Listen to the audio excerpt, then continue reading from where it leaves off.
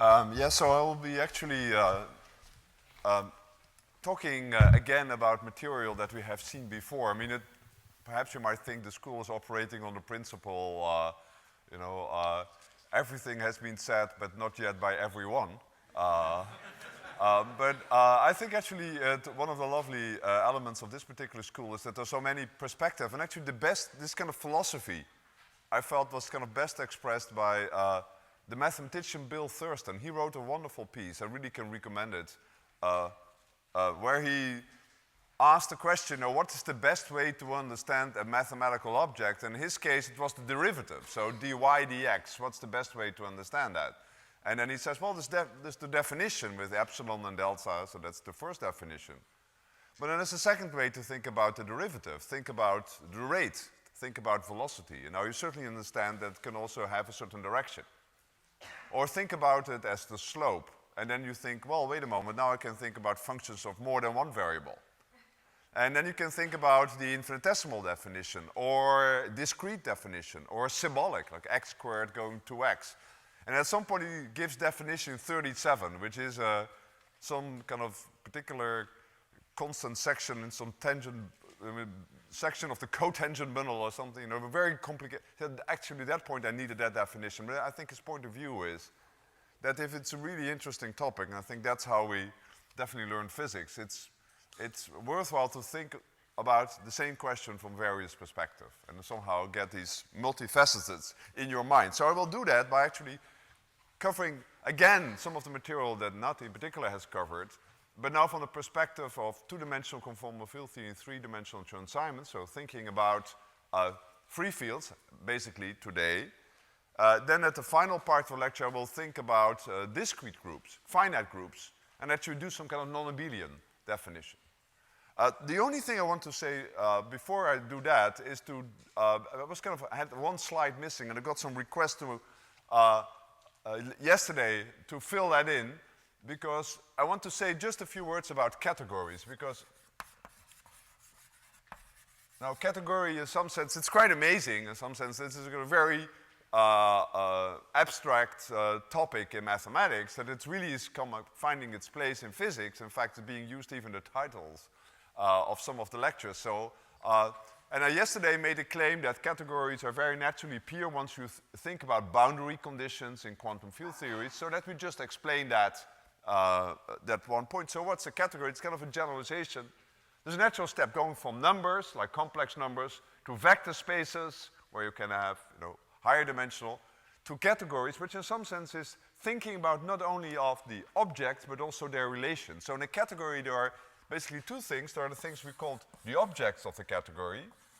So these are just, whatever, this is some kind of a set.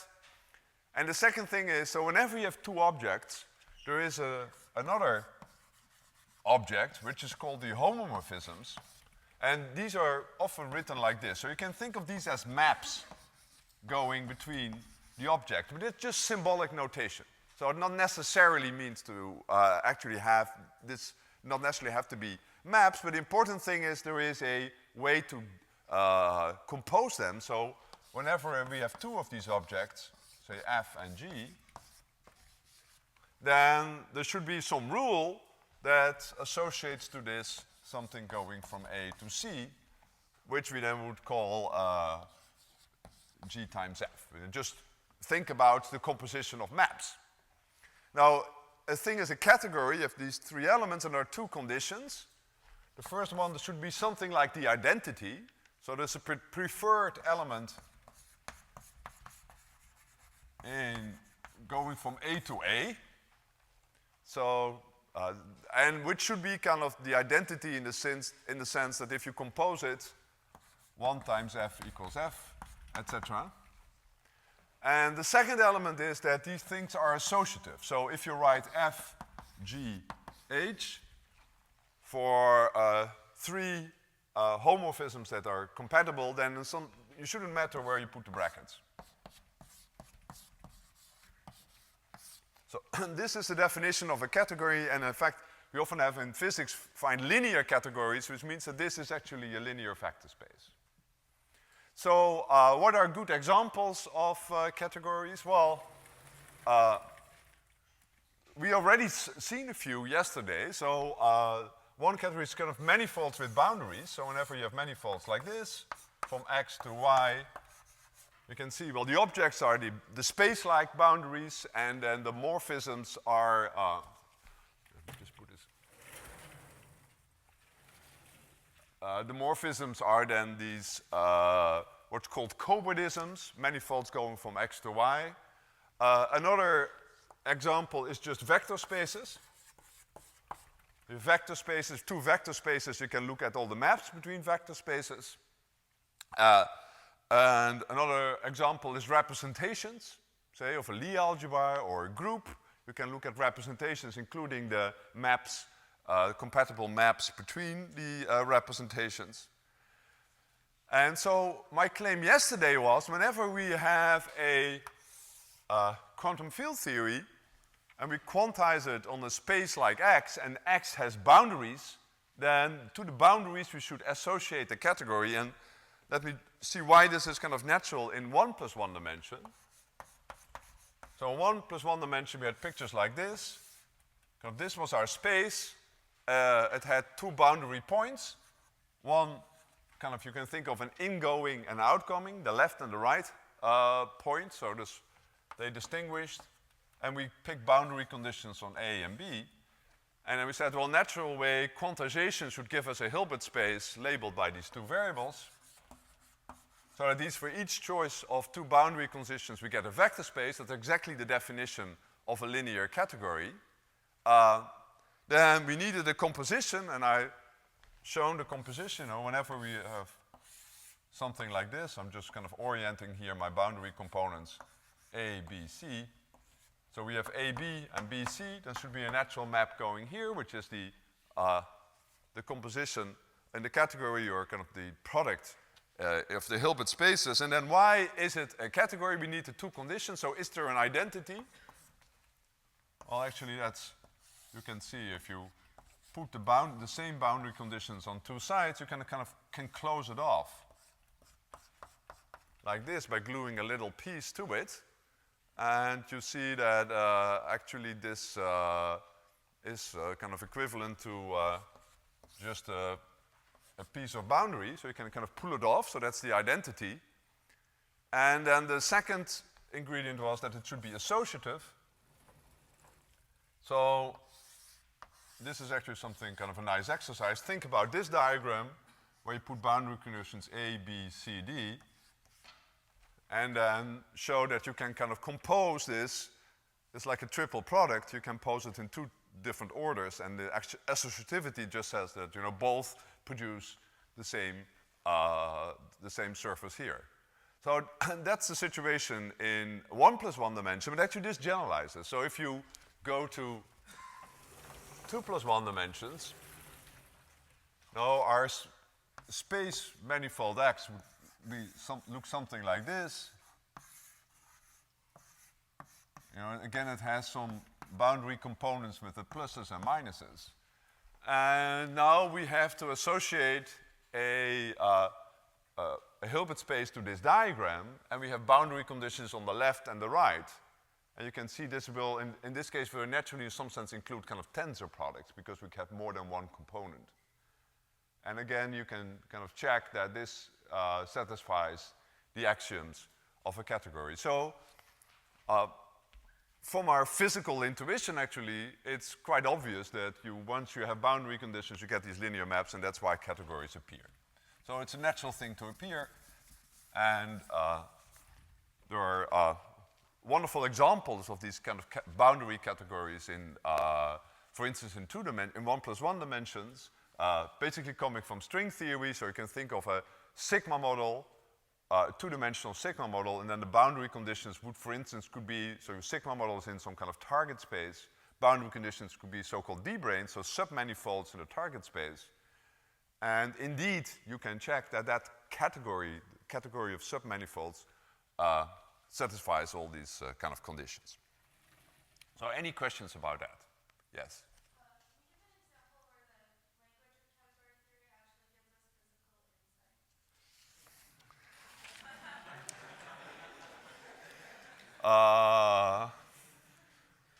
Well, it's almost like okay, you look at it, so it's trivial, something. Well, what can I say? No, this comes to mind many jokes about mathematics and physics. I just, I have to constrain myself here. So we could, in some sense, all of this was already invented in physics. I think that's your point. But it's a very nice systematic way to thinking about it. And so, but I guess another point to say is that categories, they come in various kind of flavors, etc. But it's a really nice, well-defined structure. In the same way, the way we thought about, say, Lie groups, we think about symmetry groups, with groups. And then you say, wait a moment, there's actually a systematic way to think about it. You can classify them. I mean, in some sense, that's not really the game here. And for instance, one thing I just hinted on yesterday, but one thing which is very fascinating is you can go one step further. So if you have boundaries and you cut boundaries, so what do you get at the boundary of a boundary? Now, again, in practical examples, there's something undoubtedly where we already thought about in physics. But you get a much more refined object. You get these so kind of two categories. And this is it's almost like the various kinds of infinity in mathematics. And this is something that category theorists are able to extend arbitrarily. So, so this is very powerful apparatus. Yes. Any other questions? Yes.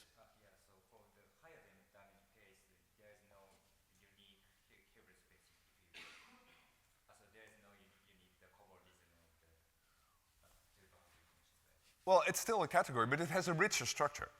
So, for instance, one thing that you see in 2 + 1 dimensions, that, for instance, you could have spaces like this. Now, you see, well, wait a moment, you get something here because you have the various components. So this looks like this kind of a tensor product in the category.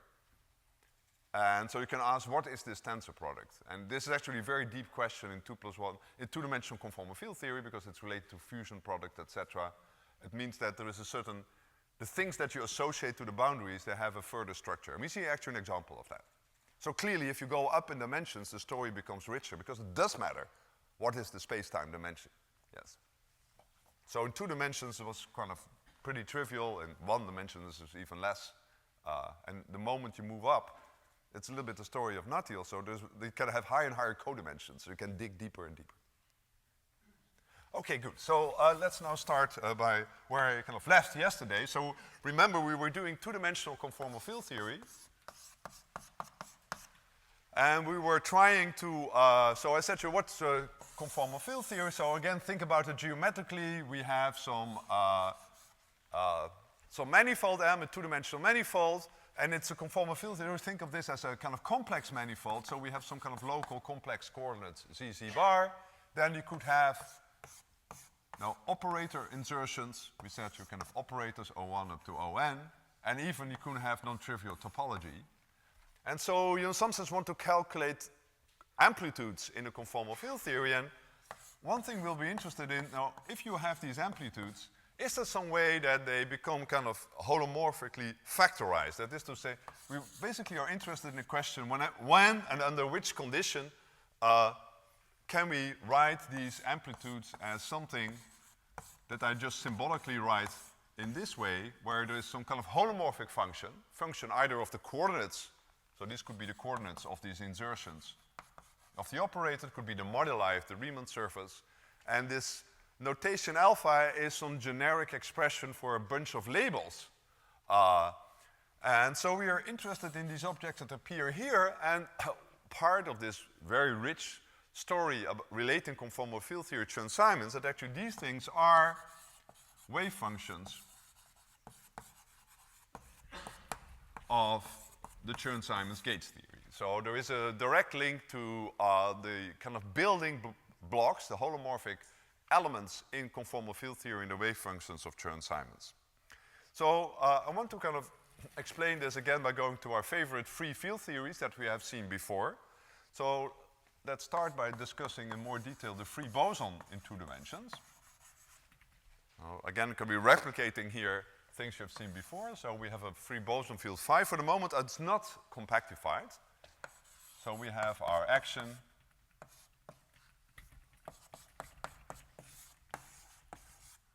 phi del bar phi. And so this is a really elementary system. And of course, the important thing is its equation of motion gives us del bar phi equals 0.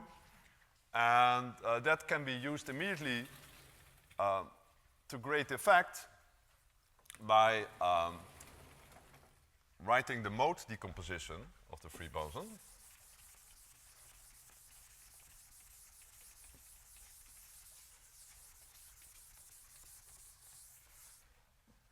So one way to interpret that equation is that del phi is a holomorphic field because del bar is 0, and therefore we can write a mode decomposition. So yesterday I picked a cylinder as our kind of space-time manifold. Remember I had this corner W, which was tau plus I sigma, and I liked also to map this to the complex plane where Z was e to the W. And then del phi has a natural expansion in terms of its modes, alpha n. So let's write it in terms of the Z coordinate, Z minus n minus 1. And just plugging it into the action, you can see actually that the natural quantization, so canonical quantization, shows that the modes alpha n can be decomposed in creation and annihilation modes. So this is the natural canonical quantization of these kind of what you call a left moving, so the holomorphic scalar field. Of course, there's a similar story here for the field del bar phi. It has expansion in terms of its similar expansion in terms of the anti-holomorphic coordinate. And then you build the Hilbert space of this, and the Hilbert space is started by taking the vacuum state. The vacuum state, by definition, is killed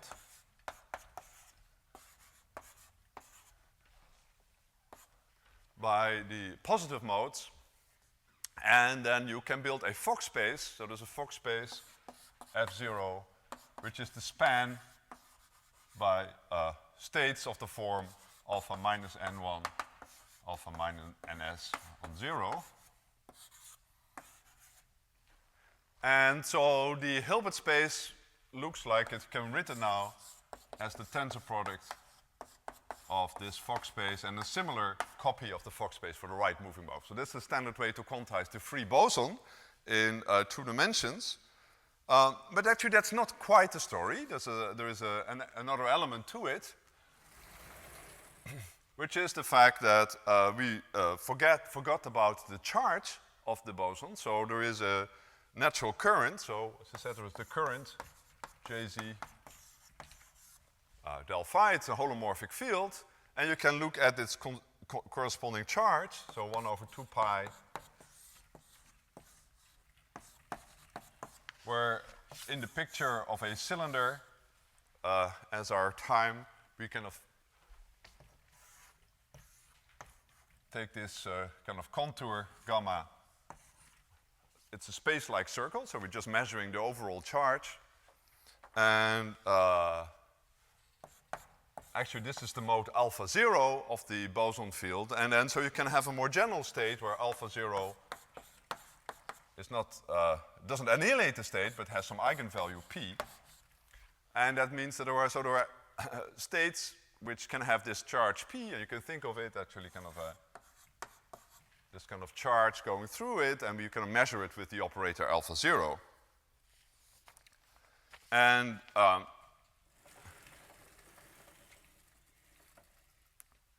there is a kind of, as I said yesterday, there's a way in which we can take any state and associate a local field to it. Remember, we thought about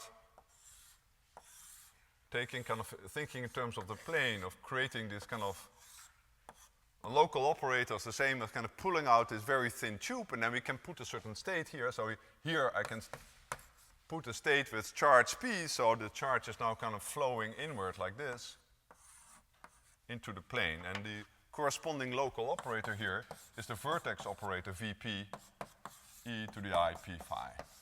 So it's again, it's an example of one of these kind of line operators and surface operators we have seen, but then it's for the case of a point, because we are in 2 dimensions. And important calculation to do, and it's the first example where we see very nicely this holomorphic factorization. So suppose now we compute, say, on the sphere, so in genus 0, a bunch of these operators. So we insert them here on points on the sphere, then this thing can be calculated. So the correlation function of a bunch of these operators inserted at position pi is, let me do it like this. The famous formula.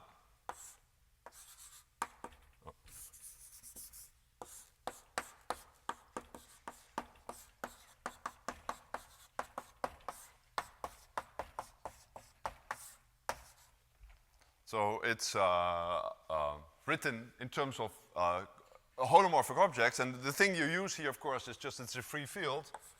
So you use whenever you have phi z, phi w, this has the propagator minus log z minus w squared. So that's the way to compute this. And this you see as a good example where the correlation function actually is very nicely factorizes as a left-moving and a right-moving component. So you have a function, only function of the z's times a function only of the z bars. Of course, there's a rule here that for charge conservation, that the total momentum kind of flowing in should be 0. Sorry, del phi is a function of z or z bar? Del phi is only function of z, because del bar of del phi is 0. Sorry? So del phi has a function, oh, no, this is a minus. I'm sorry about that, yes, minus n, sorry. Yes. So these are holomorphic functions, and one way to understand that is that, in general, if you have a conformal field theory, the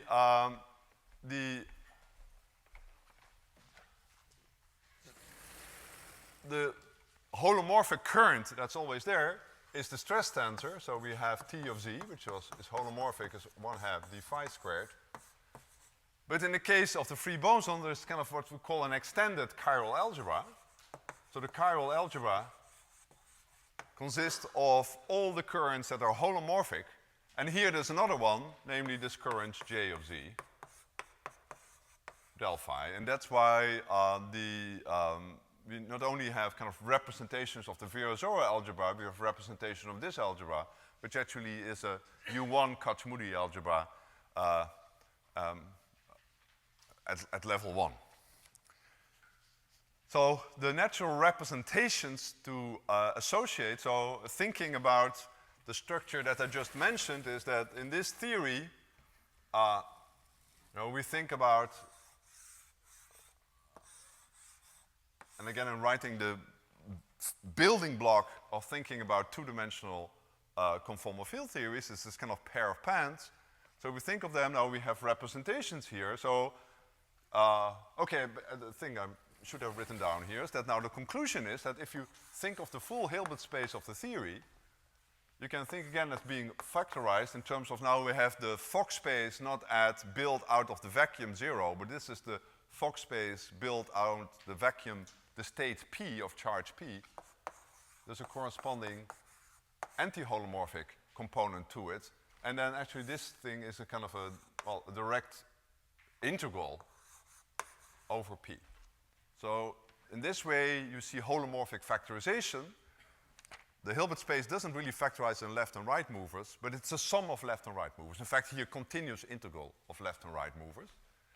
And the natural way to kind of label the building blocks of our conformal field theory is now by putting these momenta here. So P1, P2, and then will be, if these are incoming and this is outgoing, then there will be minus, so I'm thinking of this momentum as flowing like this. It will be P1 plus P2 coming out here. So it's very much like a Feynman diagram where we have kind of momentum flow going in like that. Yes?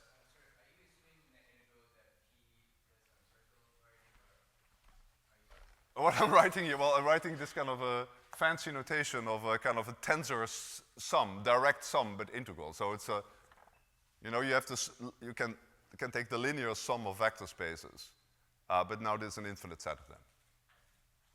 Yeah. So it's a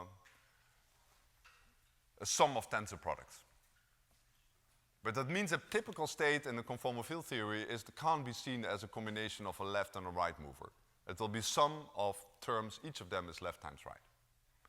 And in this case, so in general, there are some labels that entangles, in some sense, disentangle that, that structure. And so here it's this charge that allows you to do that. Yes? So here, well, that actually is a good question.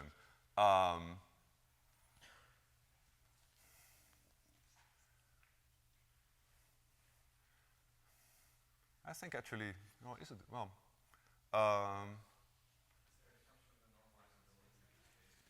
yeah, so I'm thinking, well, what do we exactly mean by that? Let me think about it. I mean, actually, this is kind of an exceptional case in the sense it's a continuous variable. The things that you're much more familiar will come to in a moment when it actually is a discrete sum. Yes. That's a good point. So, so this actually kind of continues. There are many other examples where you see that if you compute correlation functions, or, oops, sorry about it. When you compute objects in this conformal field theory, that once you kind of pick these values of the charge P, then actually the things will start to factorize.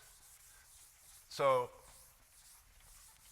the general kind of philosophy is that if you, again, you know, have a general Riemann surface like this, I'm just drawing something.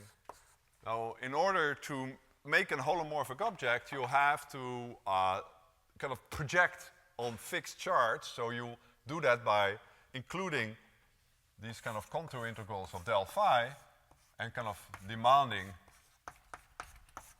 that they have some particular eigenvalue.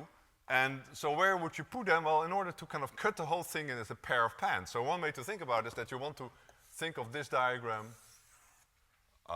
like a Feynman diagram, and then think about just labeling the Feynman diagram in terms of momenta.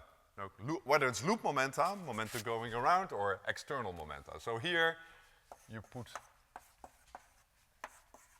well, this is P1 plus P2 going out, and then you pick values for these loop momenta too in order to completely factorize the amplitude. And a good example of that actually is going to the torus. So if you have a 2 torus and you want to compute the amplitude there, you will again have to restrict for fixed momentum P here. And an interesting exercise, you will find this in many books about conformal field theory, that if you compute this partition function here, it will be a function of the modulus of the torus. So you think of the torus as a little rectangle, or it's Q rectangle in the complex plane. There's a modulus so-called tau, and then you often introduce the variable Q e to 2 pi I tau, and then you can compute that the partition function, which I've been writing as phi, for that 2 torus is an integral over dp.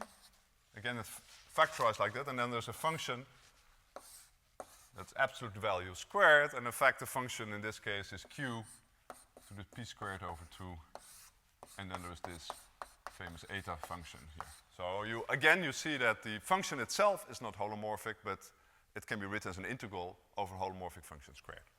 And this generalizes to arbitrary Riemann surfaces. Yes?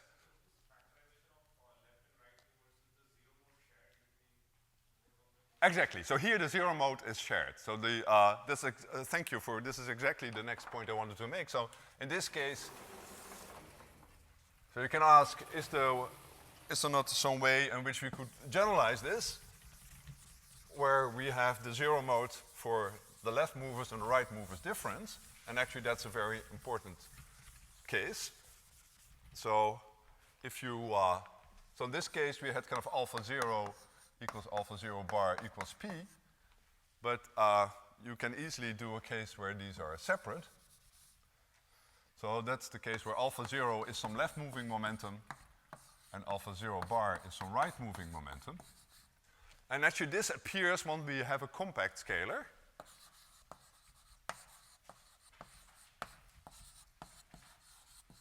So when the compact scalar is compactified, it means that we identify it, say, with some radius r. I'm writing this notation. You can equivalently think, so often it's kind of convenient to think of r squared by renormalizing it as kind of the coupling constant that sits in front of the action. And if you have this compact scalar, now it means that if you take the integral of basically del phi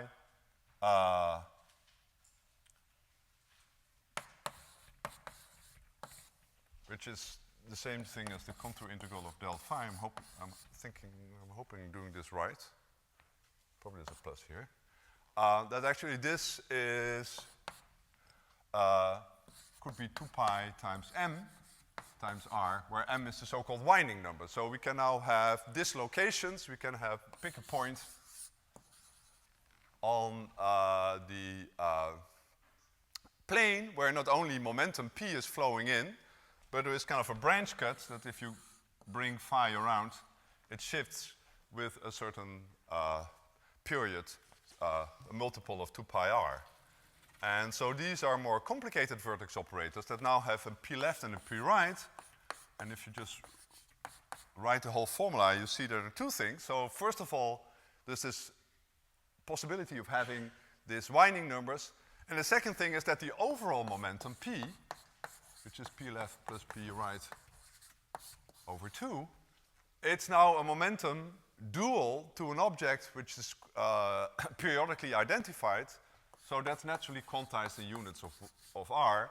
And so the formula you get here is that, again, up to perhaps a factor of 2, they are given in this way. So there is now a discrete spectrum of left and right moving momenta, and the integral over p will be now a sum over n and m, which are two discrete quantum numbers. One reason I want to explain this particular part is that there's an interesting phenomena happening here when the, in some sense, this coupling constant or compactification radius is here just a continuous variable. Clearly this free field makes sense for any value of r, but there's something specially happening when r squared is a rational number. And again, this ties in at a very basic elementary level to what Nati was been telling you. But so if you can ask the question, is there some way in which there is a further extended, so is there an extra symmetry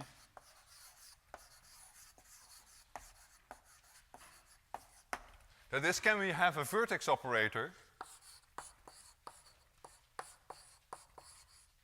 where the right moving component is 0. And in that case, this will be a function only of z and not of z bar. So you can ask, are there some of the vertex operators suddenly becomes holomorphic fields? And for that to be true, using our formula for p left and p right, we see that n over r minus mr should be 0. So a particular r squared should be a rational number.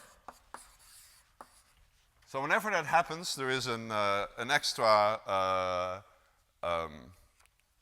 operator in the theory.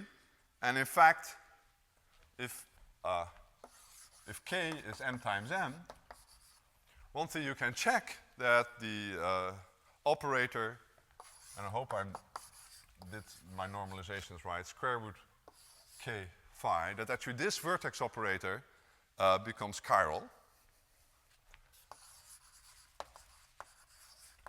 So now the chiral algebra is even much bigger, and now you can think, what are the representations? And the representations are now given by operators of the form e to the I n phi over square root of k, where n runs from 0, 1 to k minus 1. And this is the zk symmetry that Nati alluded to this morning. And this is the simple case of a rational conformal field theory, because it's now a conformal field theory whose chiral algebra is so large that there are only a finite number of representations. So in this case, if you start labeling your blocks, and again the building block is this pair of pans, you don't have to label it with a continuous momentum, you don't even to label it with a discrete momentum, just label it with this zk quantum numbers. So now there's n1, n2, n3, and then the whole thing starts to factorize holomorphically. I got a little lost, but just to be clear, the space of P's is the space of the irreducible representations of The chiral algebra, yes. Yeah, that's the way we always look at expressions like this.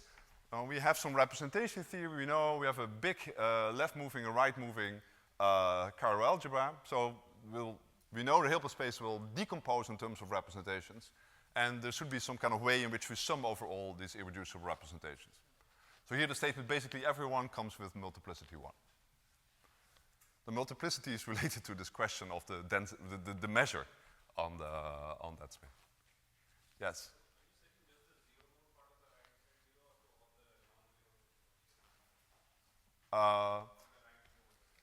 So, you mean it? Sorry, I'm just. Yes. Here? Okay, sorry, yes.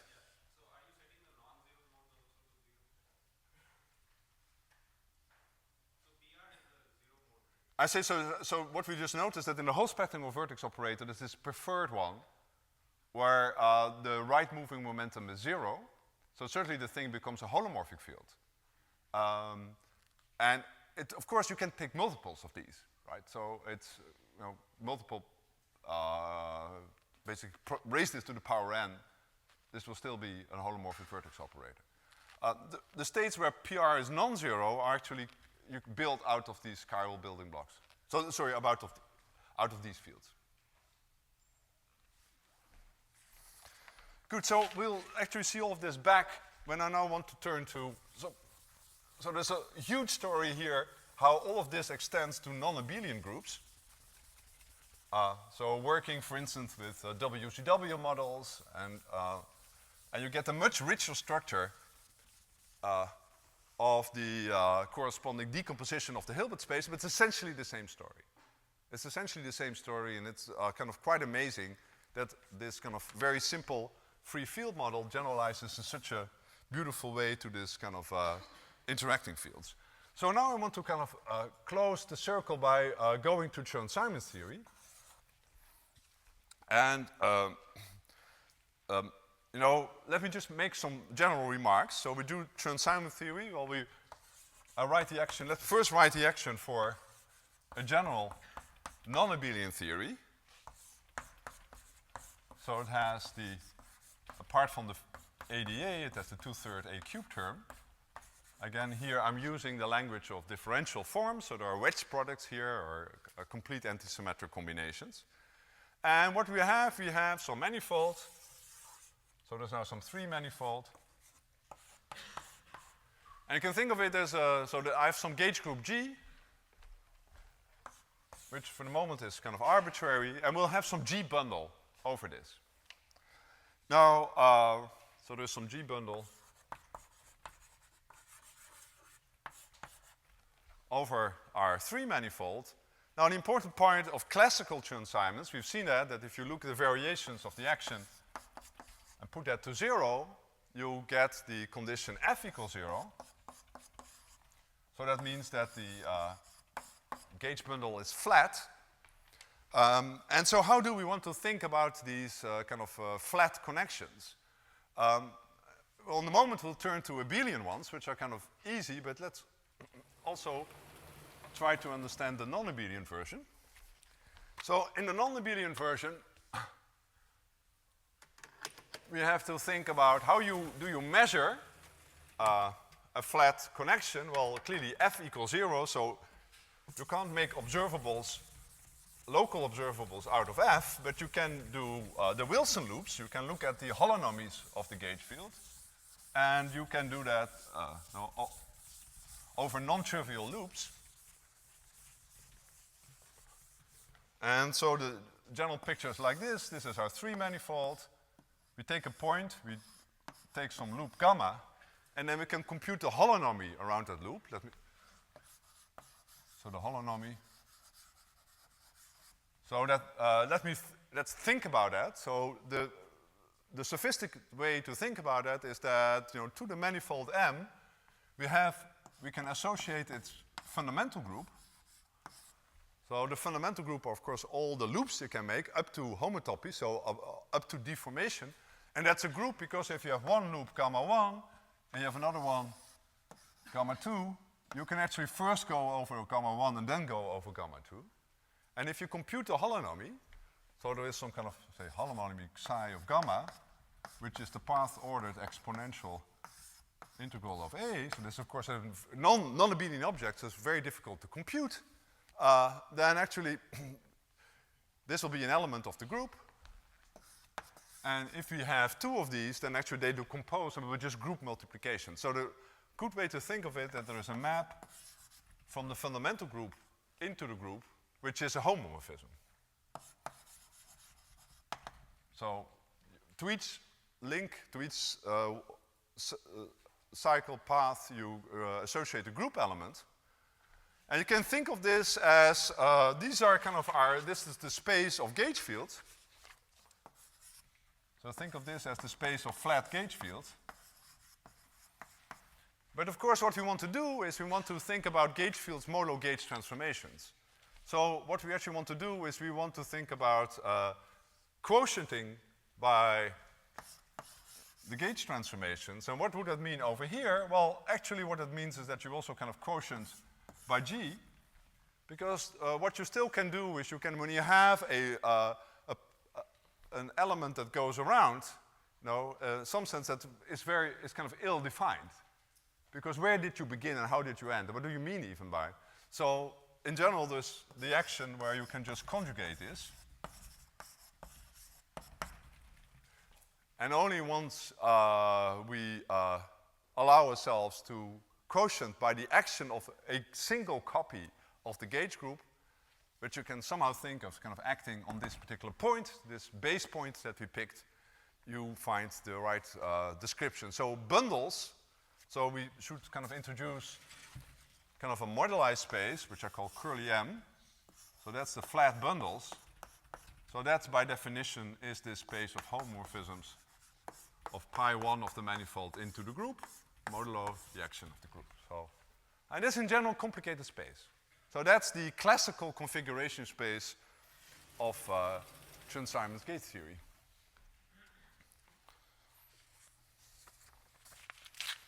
So now let's think about quantization. Let me just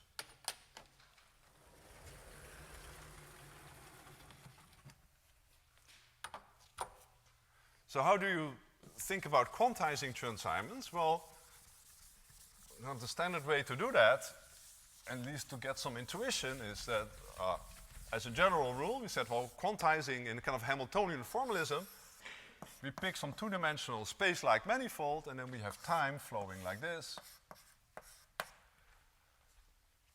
And the kind of canonical way to think about it is to put in kind of a nice gauge condition. So work in the gauge of temporal gauge, so put A0 equal to 0.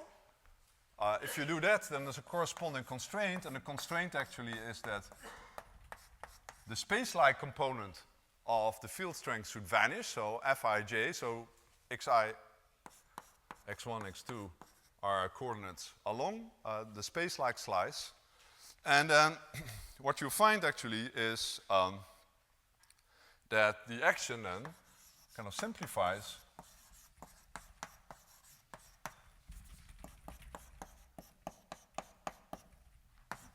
looks like this. Epsilon ij ai dij dt.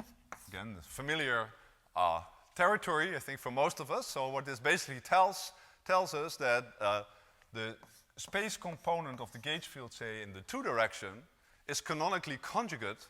So in a quantum theory, this would be I times h bar times the derivative in the A1 gauge field, where h bar we can read off as the coefficient in front of the action is 2 pi over k. So 1 over k behaves like the Planck's constant in that theory. And in fact, there's a corresponding fact, which is, so this is kind of a very natural form to write down. And it's related to the following fact. What is the classical configuration space of Chern-Simons? So in this particular constraint, looking at gauge fields in 2 dimensions that are flat. So the configuration space, or the phase space, I should say, the phase space, is just a space of flat connections, so M flat, on this space-like manifold X. And in fact, it's, you can see it's a good candidate for a phase space because it actually carries a very naturally way a symplectic form. It's naturally to quantize. We already see it over there. There's a natural symplectic form which you can actually write quite generally as trace delta A wedge delta A prime. So we have 2 variations of a gauge field, and actually there are 1 forms, and so we can have this wedge product integrated over X, and that's a very natural symplectic form on that configuration space. And so the space of quantum states is obtained by quantizing this phase space using this particular symplectic form given the value of h bar. Now this isn't, it's kind of interesting that this is a compact manifold. And if you have a compact manifold, so phase spaces, we are kind of familiar of thinking of a compact configuration space like a particle in a circle. But then the momentum would still be kind of, just a variable that's, just a free variable. And we know that when the position is on the circle, the momentum actually gets quantized. Here we have kind of a situation where both P and Q are compact. And so you get a new phenomenon, particularly you get the phenomenon that you get a Hilbert space with a finite dimension. Now, doing this for general gauge group and general Riemann surface is a long story. You can do it. You find essentially what I've promised, that the structure that the answers you find are very closely connected to studying interacting conformal field theories based on that gauge group in 2 dimensions. But we can, as an exercise, just again to go through some familiar territory, do it for U1. So let's just see how this works for U1. And I can do it on a general Riemann surface. It's actually not that difficult, but just for the simplicity, let's do it on a Riemann surface of genus 1. Just do it on the 2 torus, because it's really the simplest possible thing. And so I want to think about that 2 torus as, again, as in terms of periodic boundary conditions. So here we have, again, 2 cycles. So we have a cycle here, A, that's identified there, so it looks like this. And there's a cycle B that goes in the other direction. And so now it's helpful to introduce the following variable. So we measure, I said, the coordinates on that space of flat connections are the Wilson loops or the holonomies. And since we now are in abelian theories, I can take kind of the logarithms of it. So I can just look at the periods of A around the A cycle, let's call that P, and the period of A around the B cycle, and let's call that Q. And then looking again at the action, you see that these are actually conjugate variables, but the important thing that these, of course, are now defined modulo 2 pi. So they kind of coordinates on the dual torus, which is kind of the Brillouin torus. I mean, it's the torus where the gauge field lives, which again is compactified. The space is compactified, so the gauge field is also compactified, but kind of with the if you wish, with the inverse radius. So it's the dual object. So these are periodic variables, and so our phase space looks like this now. So it's again a torus, but now it has coordinates p and q. And you can think of this as having some kind of natural size. So one way to think about it actually is, think of this in terms of the, so both go from 0 to 2 pi.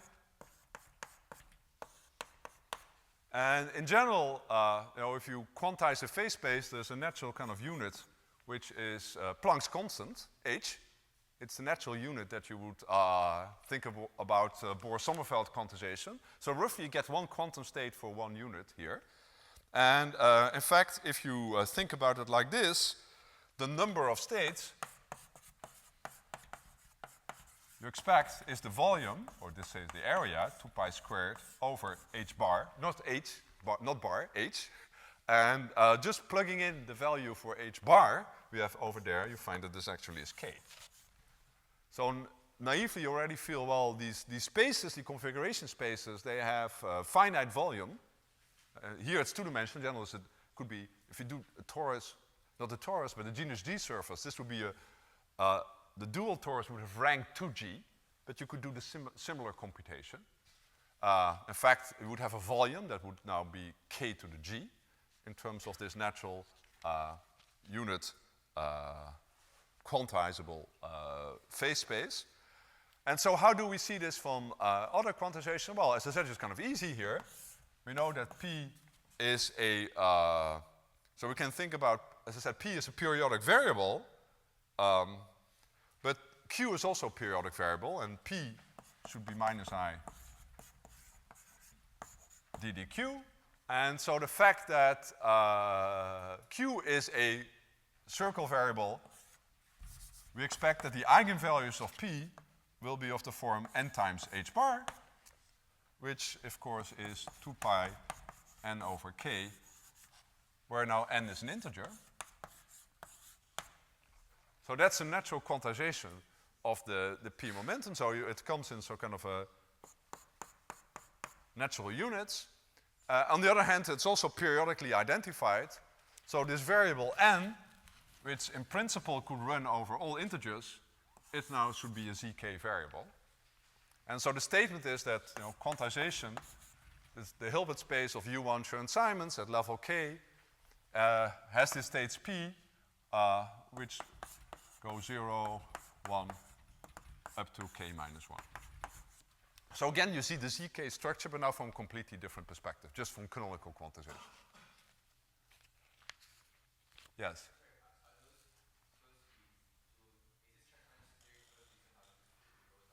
Yes. Yeah. So I mean, again, in the grand picture of relating Chern-Simons theories to two-dimensional conformal field theories, the U1 Chern-Simons is related to the compactified boson.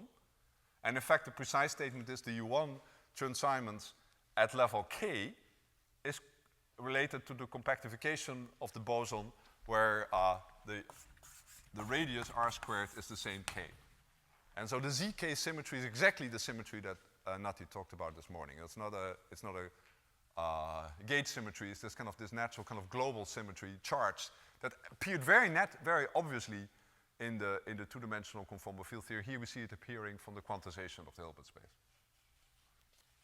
So again, I'm just showing this because this is really the toy model that gives you an intuition why this works for general Chern-Simons theories. Because we always have these configuration spaces that compact manifolds, and then we have to quantize them. And so we know whatever will happen, there will be some kind of finite dimensional Hilbert space coming out. And it will have all these kind of constraints. And we can start to cut our manifold. Of course, I haven't touched this, but so, can you chop the the space-like manifold in pieces, and how can you glue two things together? Well, that's a very rich story. But actually, I want to kind of switch gears and now go to a related topic, which, on the other hand, you could think of it as all kind of almost orthogonal to it. Namely, I want to study groups that are non-abelian, so we saw in the abelian theory, the U1 theory at level k, we get this zk structure, so we are left with this discrete group, And I want now make some remarks about working with general discrete groups, with finite groups, actually. So I want to go to the case where G is a finite group. And do Chern-Simons theory for that. So again, how should we think about flat bundles? Well, for a finite group, every bundle is flat because there's no curvature. So in general, we just have G bundles. So there's some G bundle over M. And we can think about it exactly the same way. So how are they given? In terms of the holonomy. So we have kind of a space of all homomorphisms of the fundamental group into G modulo G. And so this is the space of gauge connections modulo gauge transformations. And that's a finite set. We're just mapping. So you just think of this, the path integral, whatever it would be. And again, any gauge field is a flat gauge field, so there's every kind of quantum configuration is a classical configuration, and the path integral will be just a sum over these things. So what could be our path integral, phi of m? Well, you might think, well, we just sum over, so we have these bundles, they live over here, and we just sum over them. And there are two things we can now be confused about. So one is how do you count them? Do you count them with 1? Is there something that you can associate phases to it? And even if you don't have phases, is this the right way to think about the path integral? To start with this last point, actually, it's obviously is not. Because there are two ways to think about the path integral. So usually you would say, well, you integrate over all gauge fields, and you take the quotient by all gauge transformations, both for infinite dimensional spaces. So you have to do that because now gauge equivalent gauge fields give the same value in the path integral, so otherwise you would vastly overcount. But you can say something, a typical path integral, you integrate over all A, so you can do this, and then just quotient, say by the volume of the group of gauge fields. Well, of course, this is infinite dimensional, this is infinite dimensional, and the quotient you just hope is kind of finite dimensional. That's why you do the quotient at all. In this case, both the space of gauge fields, which is just all these maps from pi 1 into G, and the space of gauge transformation are finite dimensional. In fact, they're finite sets. So instead of doing the integral over, so this is the kind of the sum where here psi is sitting in the moduli space, so this is in gauge fields modulo gauge transformations. I can be more naive and say, well, the path integral is just 1 over the order of the group, where here I sum of all, say, now they are unrestricted, they're just maps from pi 1 to G. And I just compute 1, because there is this moment not yet a phase. So this is kind of the correct way to do this. And now you see something interesting happening. So in general, if this is the space which are called curly A, so these are the space of gauge fields, so just flat connections, then the group acts on it by some way. So there will be an action of the group. And some might be just isolated, might go to themselves, but clearly, the group is acting on this, and it's the equivalent classes which are the possible bundles. And you see if G is acting on something, so if this is one of these gauge fields, say psi, then there might be a stabilizer. So there is a stabilizer here.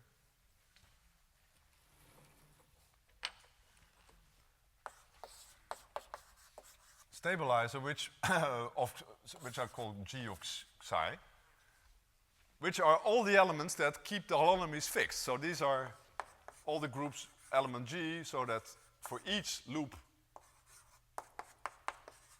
this remains invariant. So you can think of this as the symmetry group of the flat bundle.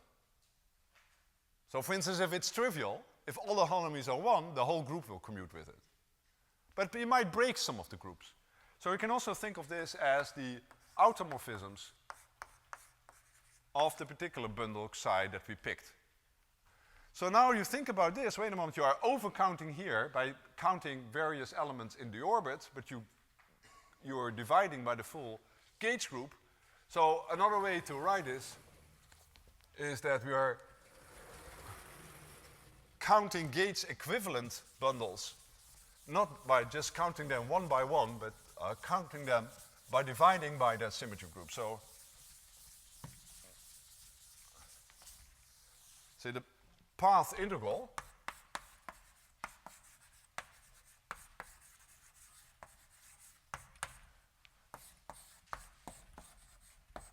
can now be seen as a sum, where now I just use this notation, so we're thinking about psi is now the gauge equivalence classes of bundles, and we're computing one, and here we divide by the order of the automorphism group. So it's not necessarily an integer. So that's an important thing. So these are rational numbers, so the path integral is, in general here, in this very simple case, will be a rational number. We could have denominators.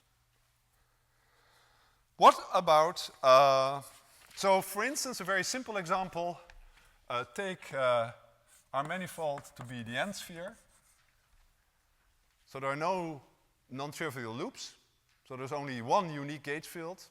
It's flat, it's just the identity. And in that case, phi, the path integral will be one order of the group. Because you're just dividing still by the full symmetry group. Now what about going in space? So now think about manifolds like this, time, and there's an x over here. How would we quantize this? So what would be the Hilbert space to this? Well, again, what is the phase space? Well, the phase space is the space of flat bundles living on X, exactly the same thing as in Chern-Simons theory. So now we have, say, curly M of X, which is, just me spell it out again, it's the homomorphisms now of the fundamental group of X into G modulo G. So that's again a finite set, so it looks like this. It has some points. And how do we quantize this? Well, it's extremely simple. The configuration space is a bunch of points. Well, think about a wave function. The wave function can be localized on each of these points, so just the value of the wave function at these points. So you get a Hilbert space for each discrete point in the phase space. So to this, then, we associate a Hilbert space, h of x, which is c to the power n, where n is the number in our moduli space. So for each flat connection, equivalence class of flat connections, we now get a state in the Hilbert space. Is that clear too? So actually it's fun to work this out in the case of 2 dimensions, because it's always a good model. So how does that work in practice? So we are now in 2 dimensions, so this is again my favorite picture. So this is 2-dimensional 1 + 1 dimensions. So that means that we have to label our states with flat connections on the boundary. Well, what's the Hilbert space here? Well, clearly this is kind of labeled by a single group element, because we go around the circle, up to conjugation. So think about G itself. So this is now just the group G. It's a finite group, and the group will act upon itself. So again, here we'll have orbits.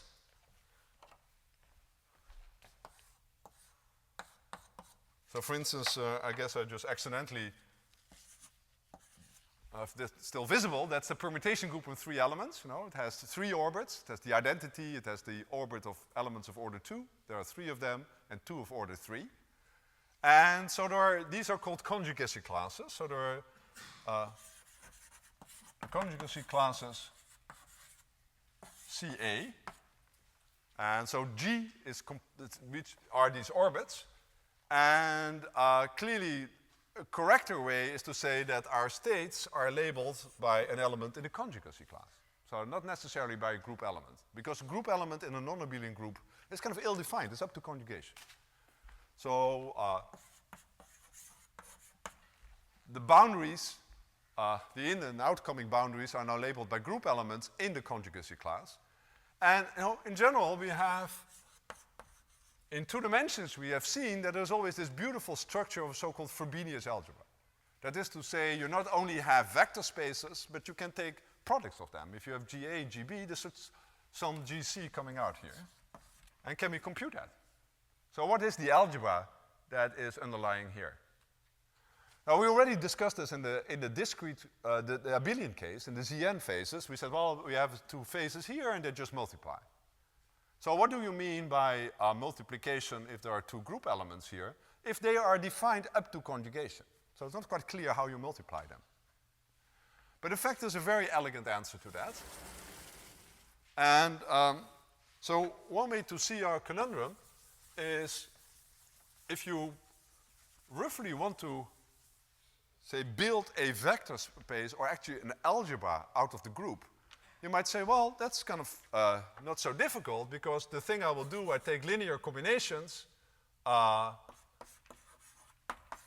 so some complex number times g, so, and then I start to multiply these objects. That's called the group algebra, but it's non-commutative.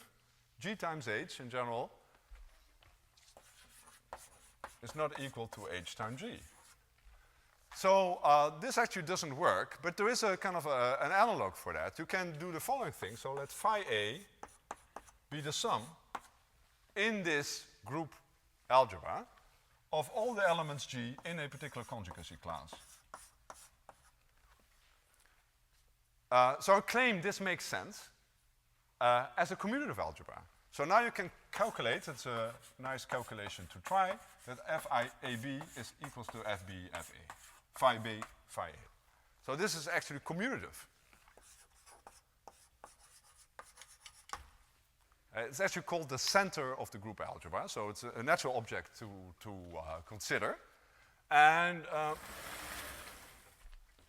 now the claim is that actually this is giving us exactly what the doctor ordered, so now we can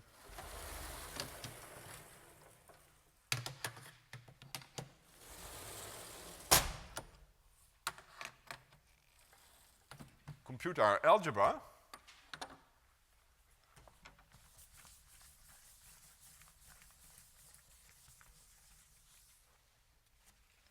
So there's a natural way to make conjugacy classes an algebra. So we have phi A, phi B. You can check that this will be given by some structure coefficients phi C. And what is NABC? You know, and if you think about it, it's actually not that difficult. It's all group elements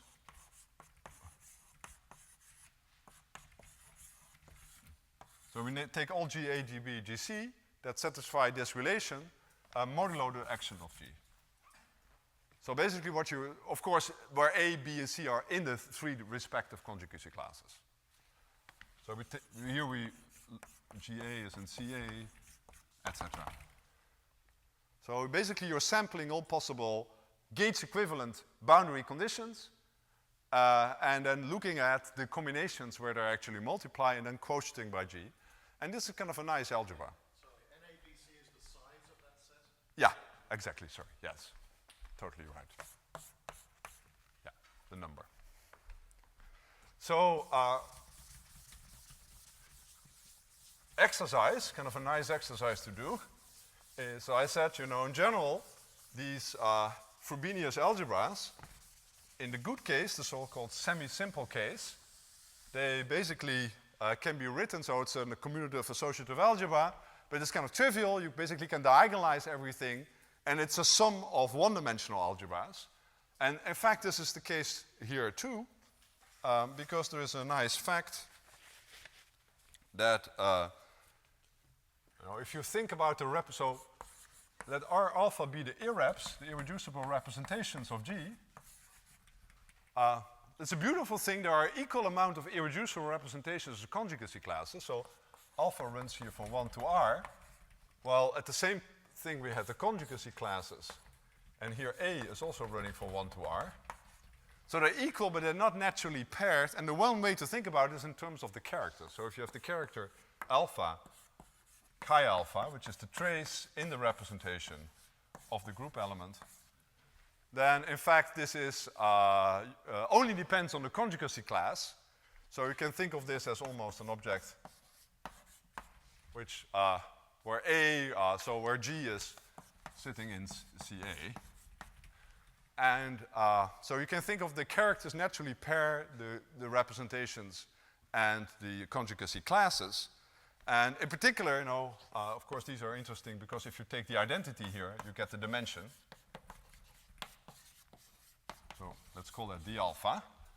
And now I can write down a formula. So the formula is the following, that if you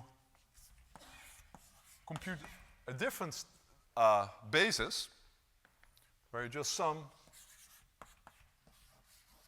over all G in the character times G, then the claim is that actually now the algebra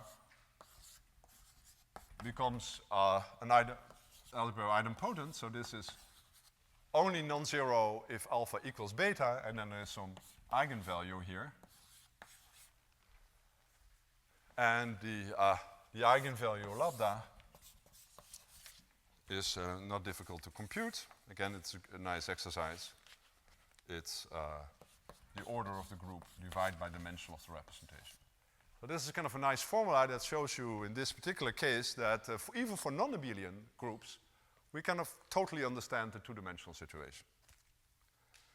And you can kind of then kind of generalize to 3 and higher dimensions. So this allows us to do kind of, you know, it's a kind of very stupid example, you might think, but because everything is discrete, you know, how difficult can a path integral can be? We could say, well, there are some difficulties here in terms of the normalization. Basically, everything is in terms of the normalization. But what about sort of what, just to spend the last 15 minutes talking about whether we can put something which is the equivalence of a Chern-Simons action. This is something that done a long time ago. It's actually introduced this in a paper with Edward Witten in 1988. I hardly dare to say, but it's I think it kind of found its application now. We'll hear more about it. We saw yesterday already. These phase factors are actually quite subtle and interesting and can be applied quite widely. So in order to understand that, we have to think about group cohomology. So there are basically 2 ways to think about group cohomology.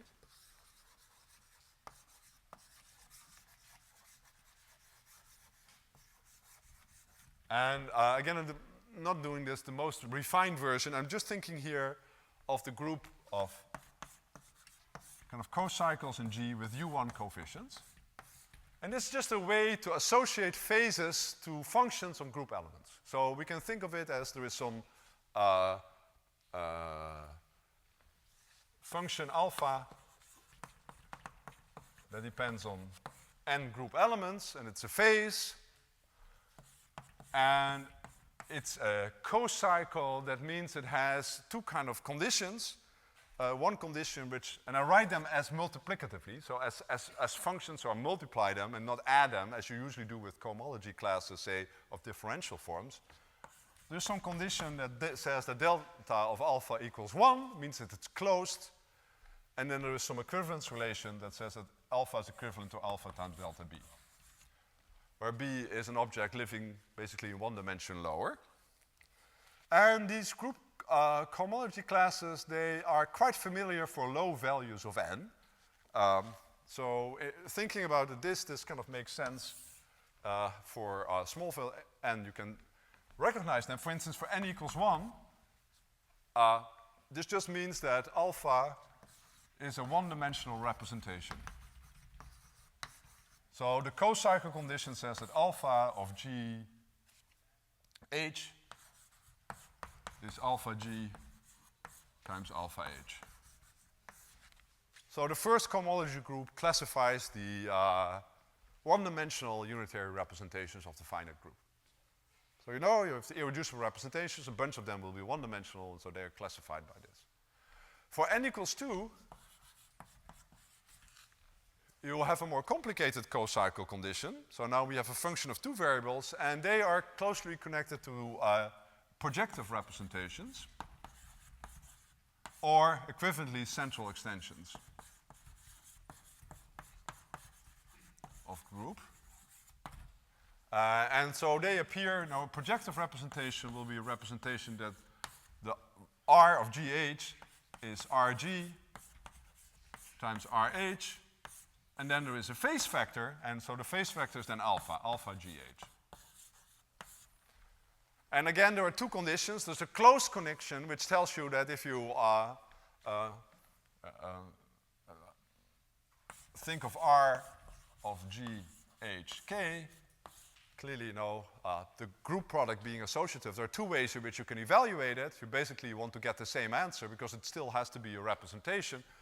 It still has to satisfy this associativity, although there is this way in which you can have phases over there. And so that gives a certain condition. And if you spell out that condition, you get the natural co-cycle condition.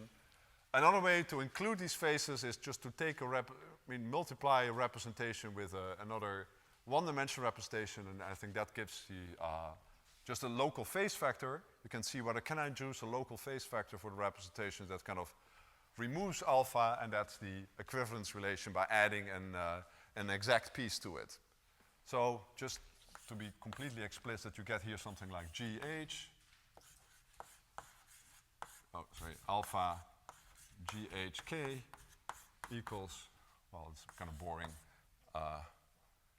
HK alpha of G, comma HK. So there's a natural condition over there.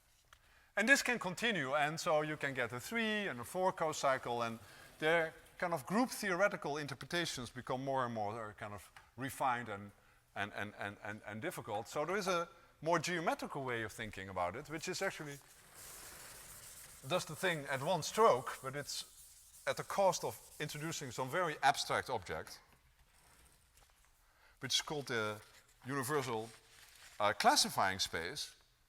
So the mathematical fact is the following. It's actually quite deep. So now we think of our, so we have some space, and we have this G bundle living over the space. So the question is there a space which is so complicated that it basically contains all possible ways to twist a bundle? If that's the case, and this kind of space would exist, so clearly it has to be very large. Probably it has very high dimensions because we're mapping manifold into it. So this classifying space is called BG.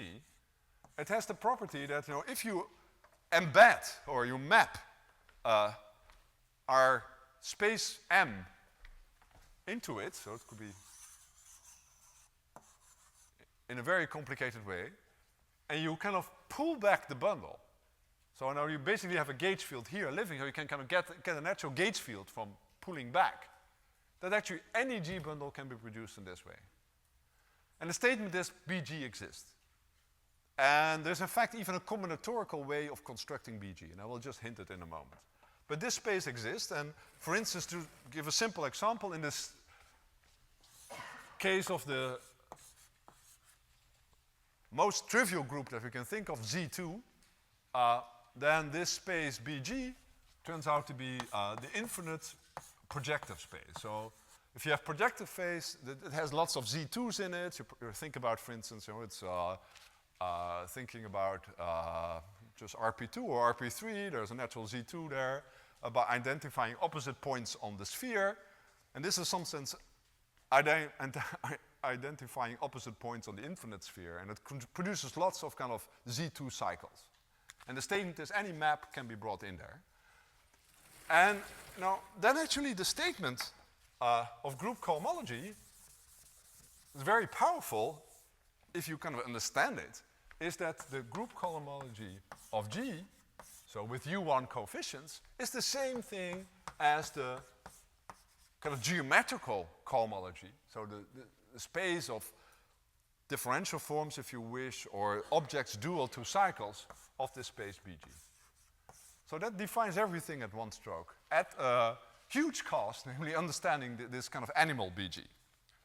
Well, one thing it immediately buys for you, and that's why it's interesting from a point of view of quantum field theory, is that there's now a kind of a natural definition of a phase associated to a discrete gauge theory in any dimensions. So if you have any dimensional manifold n, and you now can lose yourself here and think of manifolds with boundaries and corners, etc., but just think about, for the moment, of a closed manifold M, and there is some discrete gauge field on it, then apparently there is a map into BG. And if we take a cohomology class, so for instance, if this is an n-dimensional manifold, if we now take a class alpha in the n-dimensional cohomology of BG, so this is with U1 coefficients, then there's a natural way to define e to the I Chern-Simons, although it's not necessarily here in 3 dimensions, as the best way to think about it is you take that class alpha and pull it back, so there's a map here, xi. So the fancy mathematical notation is you pull back the class alpha and then you pair it with the manifold. You basically integrate it over the manifold. So you can literally think about the differential form. You can think of kind of taking that differential form, pulling it here in some sense. So clearly it all depends on very way in which you pulled your map, but that actually defines the phase. And so this is particularly interesting because there are 2 cases that we could immediately apply this. So first of all, in 1+1 dimensions, it tells you there is we have H2 of G. We already say these are defining our projective representations. So that means that there is a non-trivial version of 1+1 dimensional discrete gauge theories in 2 dimensions. And now that means that, for instance, now we had this, we say it was all defined by this pair of pans. So the question is, how does this modify? And of course, even more fascinating, we can do it in 2+1. And in fact, there we see that H3 of G plays a certain role. Now, there's a lot of things you can do, but you just want to kind of wrap it up because there is kind of a pedestrian way to think about these phases, and which is very much kind of in the spirit of condensed matter, namely in terms of a lattice model. So you have to do some serious thinking to argue that this is exactly the same thing, but the statement is the following, that, remember, so let's do it for the case of Chern-Simons. So we think we have these objects, phases associated to a triple G, and then they satisfy these kind of conditions. Yes? Since BG is so much larger, Yes. how do we, is there an intuitive way of knowing that some like, there aren't 2 sort of different bundles or equivalence classes that pull back because it's on the same bundle? Well, you can, this is a machinery that works in any space-time dimension. So if you only want to think in dimension 3, you can basically throw away a lot of it, because you have lots of cohomology in higher dimensions and you are not interested in it. So you can make kind of a truncated version of these spaces. So for instance, if you, in this case of thinking about the projective space, so do Z2, if you just want to produce the cohomology class, say, in dimension 3, so RP3, you want to have an RP3, and perhaps, but you don't need an RP137 or something. So in that case, you can replace it with RPn, where n is a finite number. And actually, this also works, the powerful thing, this also works for continuous groups. So for U1, for instance, where you actually use CP infinity. So in fact, this is a nice way to think about flat gauge fields. Now, by thinking of them in terms of mapping in that particular space. So so my claim is the following. So how do you think about these phases? So I think there's an alternative definition in terms of a rather complicated co-cycle condition of these objects. So the claim is that if you triangulate your manifold and you build a discrete gauge theory on that skeleton of that triangulation, so I'm did it here for, so I somehow orient the vertices and I label my vertices by group elements, and I only have to label 3 because this is a flat gauge field. So if I go around a cycle, so I go around, for instance, so the group element on that particular has to be minus, so here we need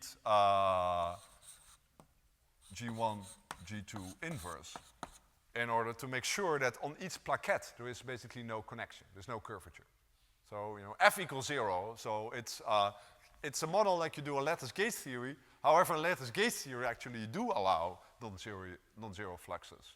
But this is the one where, you know, F equals 0.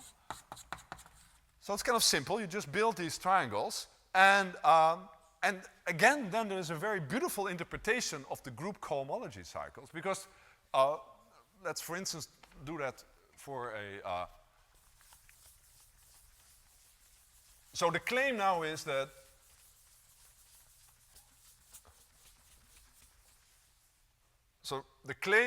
this e to the is can be written as a big product over all these simplices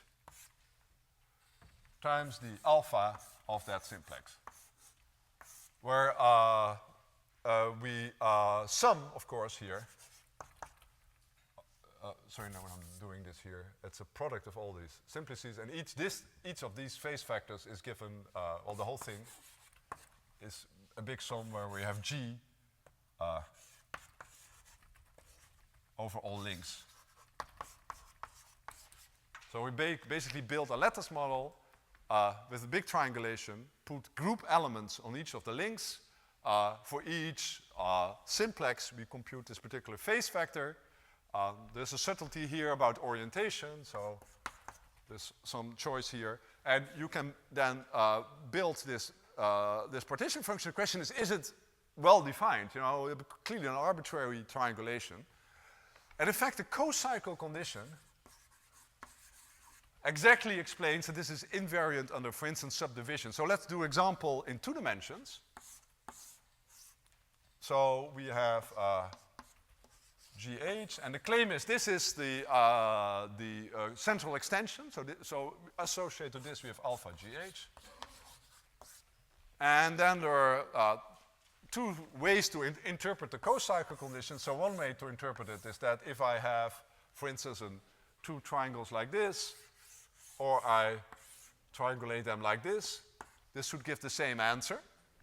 And you can see you get some term that looks like alpha alpha equals alpha alpha, which is indeed the co-cycle condition.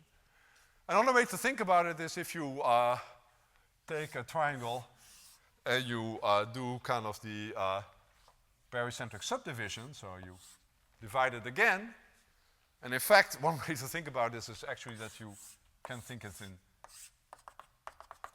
in 3 dimensions, so that you make basically a closed object, that the total kind of flux to the closed object is 0, so that the sum of the 3 triangles is exactly the same as the basic triangle. And these are all the co-cycle conditions. This generalizes to n dimensions.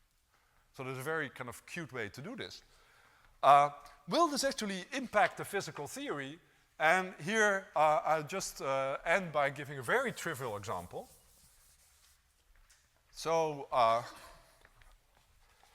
trivial example being the case of, again, go to 1 + 1 dimension. So, so again, I said you have an interpretation like this. There's a circle, and our Hilbert space, remember the Hilbert space was had one element for each conjugacy class, right? So this was we had a natural states were labeled not by the group element, but its conjugacy class, and it was equal to the number of irreducible representations. So we knew how many states there were. Say take S3, this permutation group of 3 elements, has 3 conjugacy classes, or it has also 3 non-trivial representations, so there are 3 quantum states. So what happens if we include that phase? Well, if you go, so now we have the co-cycle, and perhaps you can already guess what the answer is. Okay, so we have this co-cycle, so we're looking not at projections, but at real representations. Obviously, think about projective representations. And so, claim here is that the dimension of that Hilbert space in this kind of twisted version, so I put a little alpha here, is the number of irreducible projective representations. And depending on which particular phase you pick, the number of projective representations could be smaller than the number of presentations, irreducible representations, in the untwisted case.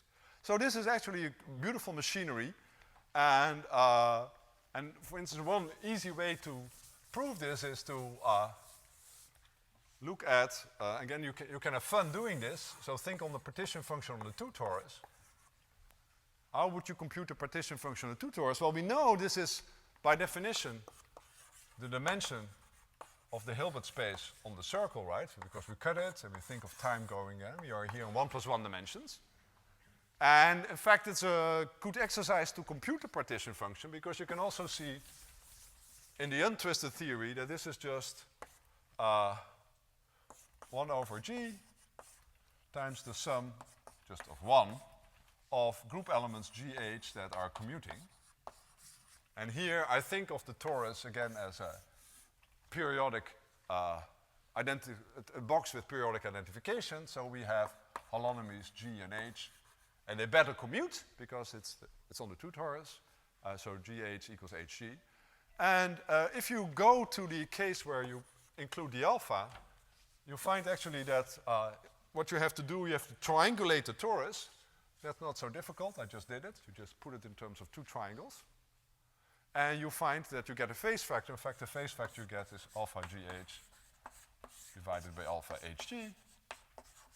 And then you can compute this phase factor. In fact, you find this exactly the number of projective representations.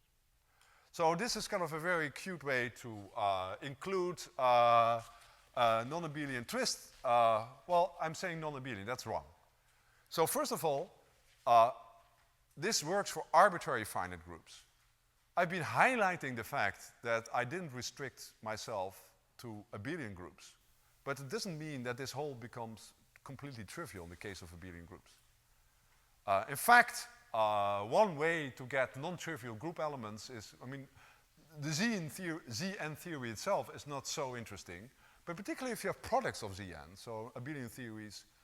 So, and this ties again exactly what Nati has been saying. So if G is some,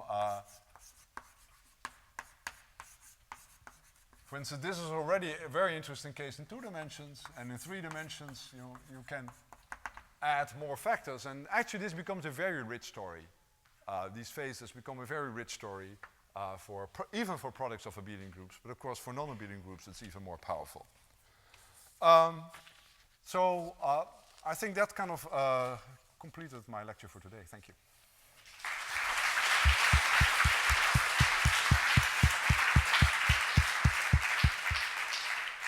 Okay, so we have time for maybe one question, and then let's break for lunch. Yes. I'm just confused as to what works for continuous groups and what doesn't. Like that definition there, that's for discrete groups, right? Sorry? The definition there of group cohomology. Yes. Is it for discrete groups? Only for discrete groups. Well, I mean, yes, for discrete groups, or yeah, I think there is a definition also for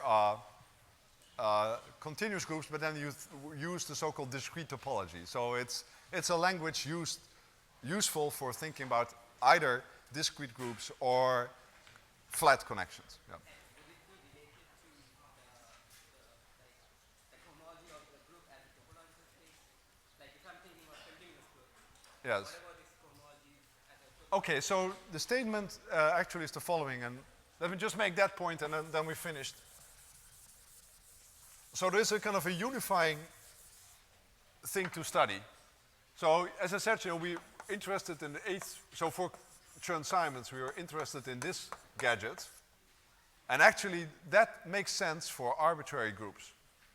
And so the statement is that even if G is, say, a compact group, it has various components, which is kind of a mixture of the familiar connected groups, like SU2, SU3, and discrete groups, then this object is still capturing the Chern-Simons invariant.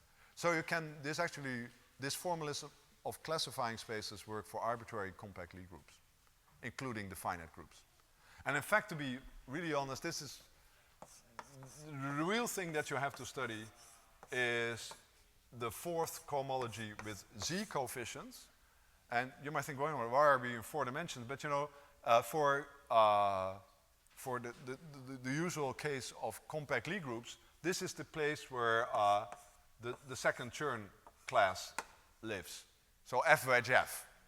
And then, of course, which has integer fluxes, and then we know there's the secondary characteristic class of the Chern-Simons form. So there's a way to make an element in 4 with integer coefficients in terms of 3 co-cycle with U1 coefficients. So actually, this is the real object, and so this captures everything. And so you can use this kind of formalism on the classifying space to actually define the appropriate definition of a Chern-Simons action for arbitrary gauge groups.